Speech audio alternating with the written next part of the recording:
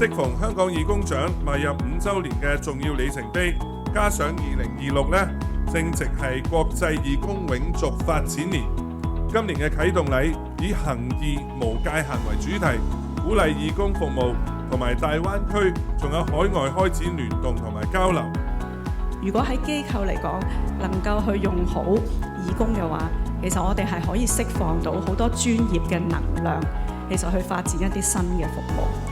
咁所以係好希望我哋能夠攜手，其實一齊去令到香港係有一個可持續嘅義工嘅文化。我相信大部分人會話俾你聽，我哋係有興趣做義工，亦係會做義工嘅。